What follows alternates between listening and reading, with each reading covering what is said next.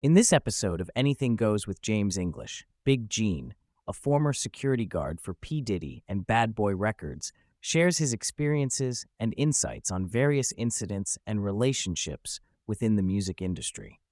Gene describes his close working relationship with P Diddy, where he was responsible for security and handling various tasks for the record label.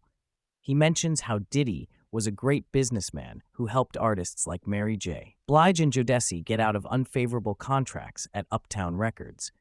However, he also highlights instances where Diddy's actions led to conflicts and disagreements, such as not taking care of child support for his ex-partner Misa Hilton.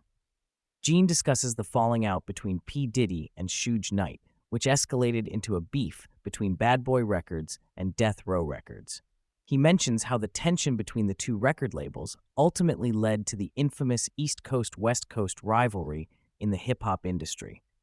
He also touches on the personal dynamics between Diddy and Suge, highlighting instances where their interactions turned confrontational. Gene reflects on the relationship between Biggie and Tupac, noting that Tupac was upset with Biggie for signing with P. Diddy and portraying a persona that Tupac believed was not authentic. He shares insights into the dynamics between the two artists and how their personal and professional differences contributed to the escalating tensions between the East Coast and West Coast hip-hop scenes. Gene recounts the shooting incidents involving Tupac and P. Diddy, including the shooting at Quad Studios, where Tupac was shot multiple times. He discusses the aftermath of the shootings and how they impacted the relationships and perceptions within the music industry.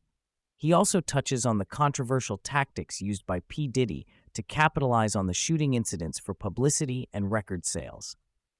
Gene delves into the themes of jealousy and rivalry within the music industry, particularly between P. Diddy and Tupac. He suggests that jealousy and competition over women and success played a significant role in fueling the animosity between the two artists. He also highlights instances where P. Diddy's actions, such as copying Tupac's style, indicated a sense of rivalry and desire to outshine his competitors. Gene talks about the heightened security measures in place during the East Coast-West Coast rivalry. He mentions how security personnel had to ensure the safety of artists and navigate through potentially dangerous situations. The atmosphere was tense, with security hiding in certain places and conducting rounds to ensure everything was in order. The demand for bulletproof vehicles and the presence of security at hotels reflect the seriousness of the situation.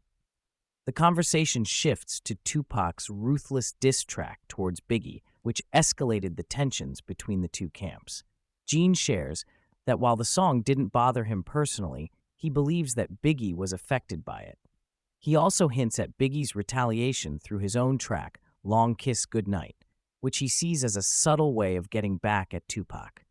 Gene reveals the financial struggles faced by Biggie despite his success in the music industry.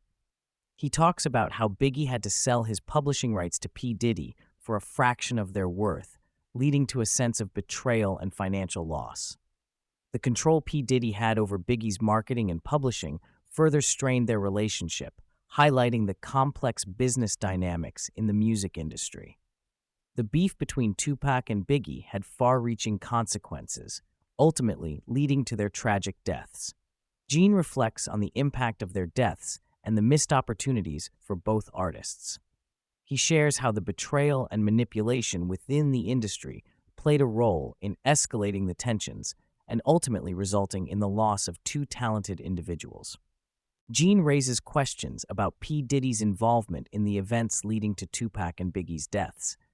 He suggests that P. Diddy may have set up an atmosphere that contributed to the tragic outcomes, even if he didn't directly pull the trigger. The focus shifts to the financial gains P. Diddy may have made from Biggie's music rights after his death, raising suspicions about ulterior motives in the industry. Throughout the podcast, Gene expresses deep-seated guilt and regret over his role in the events surrounding Biggie's death. He recounts moments where he warned others about potential dangers and tried to protect Biggie, only to feel responsible for not being able to prevent the tragedy. Gene delves into the themes of betrayal and loyalty within the music industry, emphasizing how people's motives and actions can have dire consequences. He shares instances of artists being used against each other, managers prioritizing financial gains over friendships, and the lack of trust and loyalty among industry insiders. The cutthroat nature of the business is evident in the way relationships are manipulated and exploited for personal gain. The podcast touches on various conspiracy theories surrounding the deaths of Tupac and Biggie, including allegations of foul play and hidden agendas. Gene hints at the possibility of larger forces at play, manipulating events for financial or personal gain.